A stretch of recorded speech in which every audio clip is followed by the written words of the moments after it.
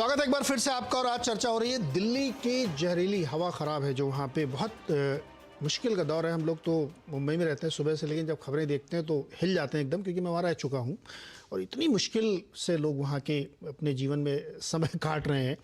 हरीश जी और गुप्ता जी को लाइए स्क्रीन पे, जिनसे बातचीत होगी। हरीश जी, आप कुछ डेटा देने वाले थे, बताइए सर क्या डेटा।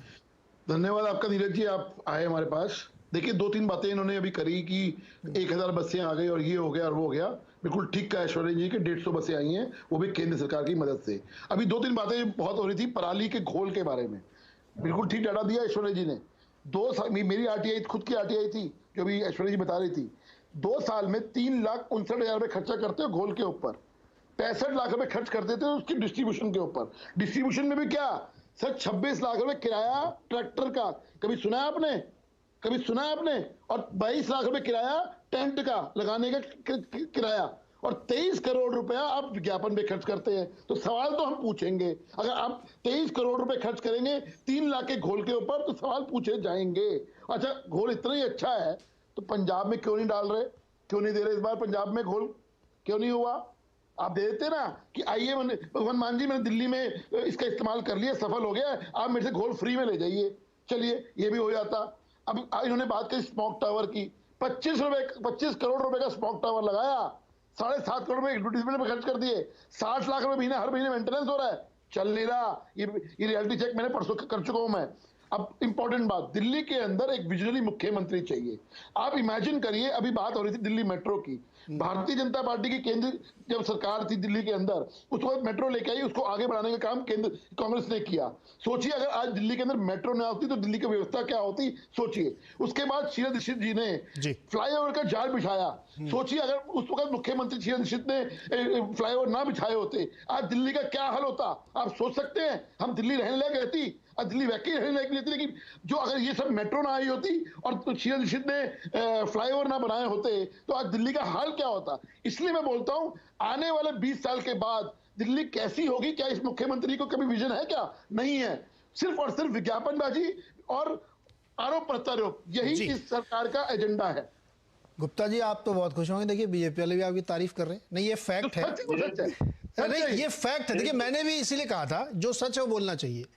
मुझे ध्यान है, मैं उस समय वहाँ पढ़ाई करता था, अपने करियर की शुरुआत ही की थी 98 में। तो सीएनजी को लागू करने के लिए एक बहुत सख्त फैसला लिया गया और उसके बाद वहाँ पे हुआ भी वो।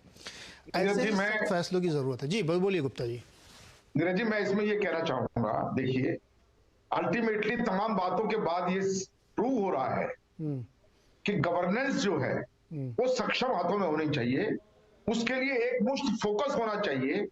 उसके लिए जैसे मैंने पहले कहा था और बाद में सभी लोगों ने उस बात को कहा है कि दिल्ली का वाहन का जो पोल्यूशन है पराली के पोल्यूशन से ज्यादा पोल्यूशन, एक बात। दूसरी बात यह है कि गवर्नेंस बढ़िया होगी तभी ठोस कदम उठाए जाएंगे। शीला दीक्षित की सरकार ने, कांग्रेस की सरकार ने दिल्ली के अंदर मेट्रो चालू की। आज मेट्रो के अंदर 50 लाख आदमी रोज सफर करता है लगभग। ऐश्वर्या ने भी बताया अभी कि वो खुद भी मेट्रो के अंदर जाती है।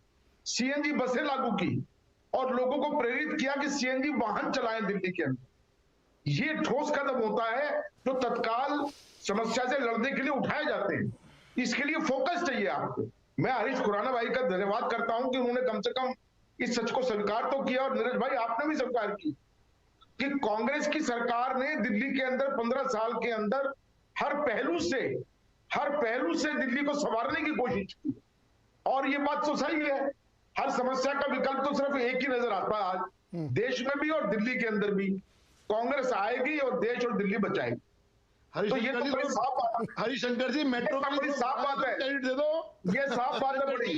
क्योंकि जो चेहरे थे, हरिशंकर जी, नीरज भाई, हरिशंकर जी थोड़ा नीरज जी जो चेहरे थे, क्रेडिट दे दो। नीरज जी जो खुराना सरकार को भी दे दो ना हरिशंकर जी।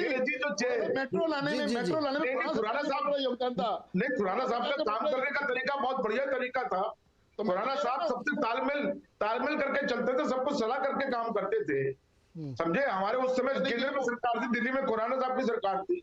और तो नीरज भाई, मैं आपसे ये कह रहा हूं। जी सर, अभी म्यूचुअल एडमिरेशन हो गया, मैंने भी उसमें पार्टिसिपेट कर दिया, लेकिन मूल सवाल पे वापस मैं आता हूं।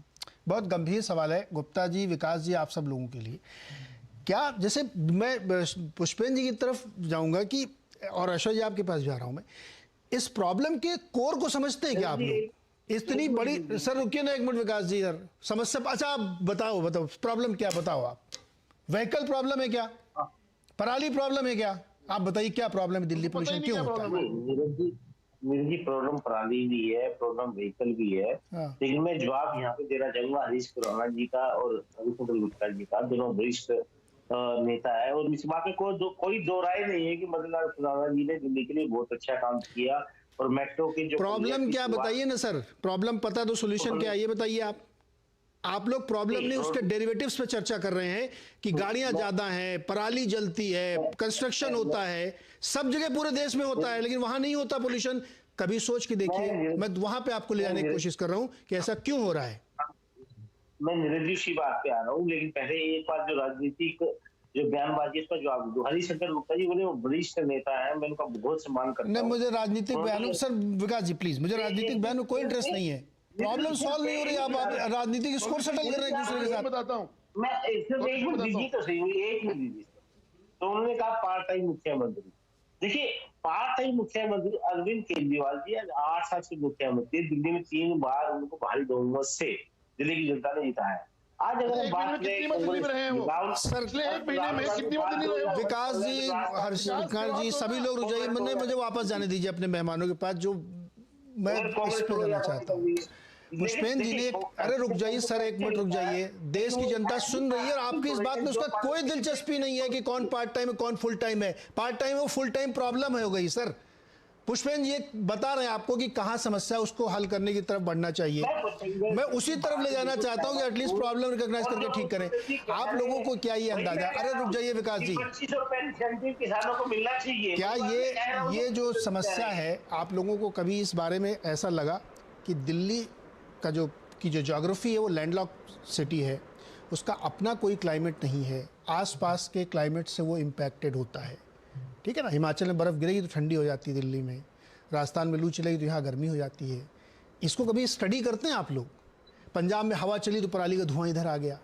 आप उस ज्योग्राफी की स्टडी करिए, उसके बाद आपको सोल्यूशन मिलेगा। वो करते नहीं आप लोग, एक दूसरे पे बयान लगा रहे। ऐश्वर्या जी और पुष्पेन जी, अपने आप लोगों ने सुना, समझ खत्म, एक कमेंट इनके चाहिए। ऐश्वर्या जी पहले आप, पुष्पेन जी आप, छोटा छोटा रखिएगा प्लीज। हाँ सर, मैं हरिशंकर जी की बहुत इज्जत करती हूँ, पर मैं ये बोलना चाहूंगी कि कांग्रेस ने जो भी दिल्ली में किया सो किया। 2021 तक, 2022 तक कांग्रेस की सरकार थी पंजाब में, जिसने कुछ पराली के अगेंस्ट नहीं किया ना। दे फेल टू टैकल इट, उनका कोई योगदान नहीं रहा कि पराली जलाने में या स्थिति को संभालने में कोई बेहतरी हो। पहली चीज तो ये, चाहे आपने दिल्ली में कुछ भी किया हो, आपने पंजाब में कुछ भी नहीं किया। आप 2022 तक थे, आपने ना सबसॉइल एक्ट के लिए कुछ किया, ना पराली बर्निंग के लिए आपने कुछ किया।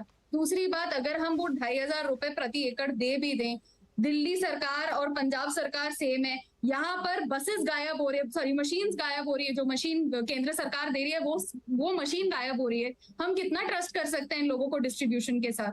तो मेरे तो सबसे बड़ी ये सवाल है।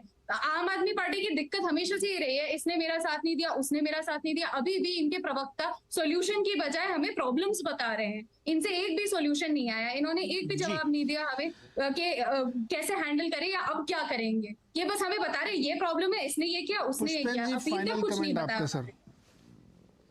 अगले साल हम लोग अच्छा